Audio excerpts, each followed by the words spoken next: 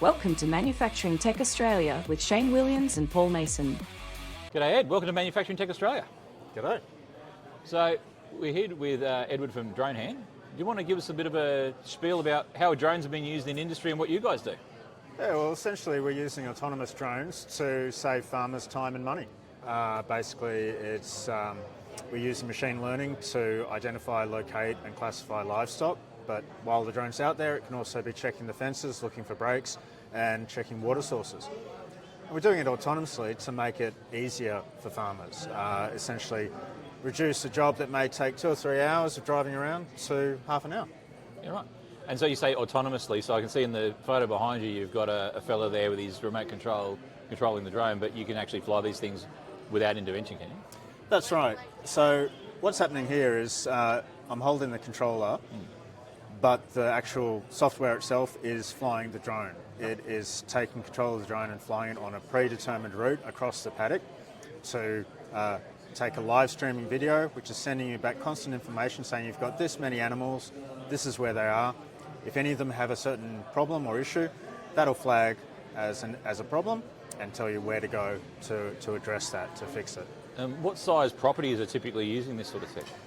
Well, we've built ours to be as flexible as possible, so from very small to very, very large, really down to your budget and your requirements. So by using off-the-shelf consumer-grade drones, agnostic to drone brand, if someone has only 1,000 acres of sheep, they can use a smaller, easier drone.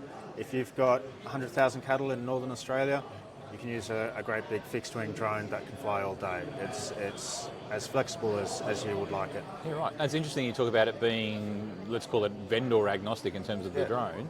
So I guess your value add is you're then taking that vision and processing it. Is that how we work?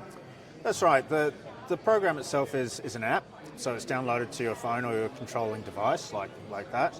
Yeah.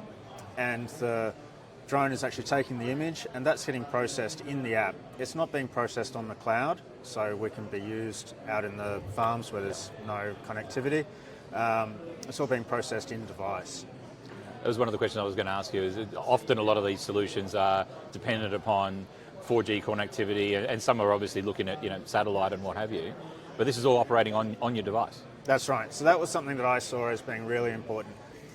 Because my family has an agricultural background, and I know that for a lot of Australian farms, the only place you've got internet access is maybe in the house or around the house.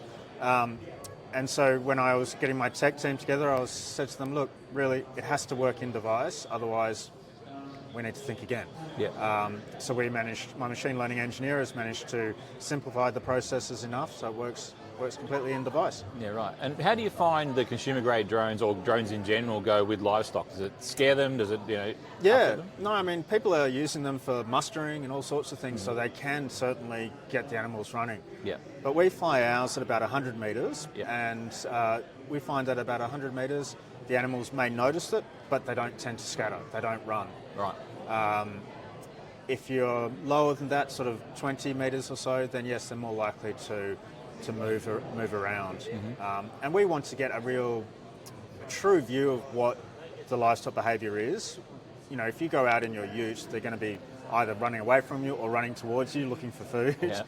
But to be up that high, you're getting a proper bird's eye view of where they are, how they're using the pasture, how they're using the paddock, all of that type of thing. Yeah. And so I imagine then there's the obvious, let's call it productivity gains of the amount of land you can cover and what have you.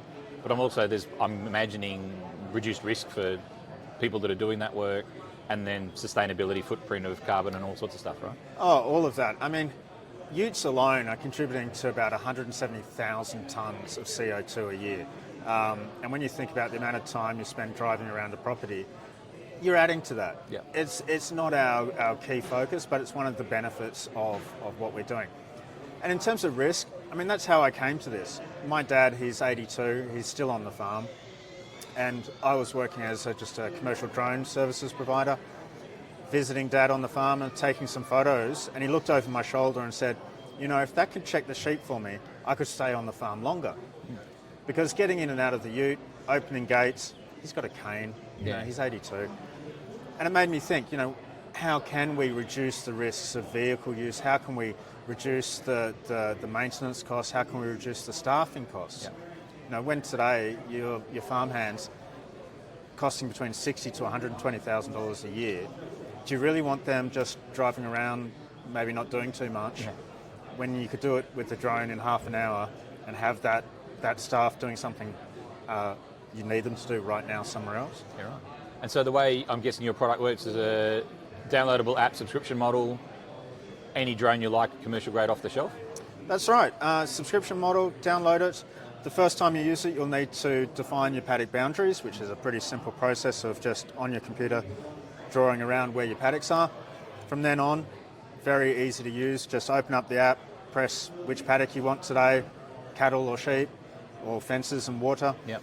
and press go. The drone takes off, does its thing, comes back and says you've got 900 sheep, 700 lambs, 2 are in trouble in the far left corner, and everything else looks fine. We're trying to make it as agnostic as we can to drone manufacturer. That's a growing list, and luckily in Australia there's only a few main companies that are common anyway, so coming along well. Well, Ed, it's been great having you on the show. Thanks for spending time with us. Yeah, thank you. Cheers. Good luck with it. Thanks for tuning in to Manufacturing Tech Australia with Shane and Paul.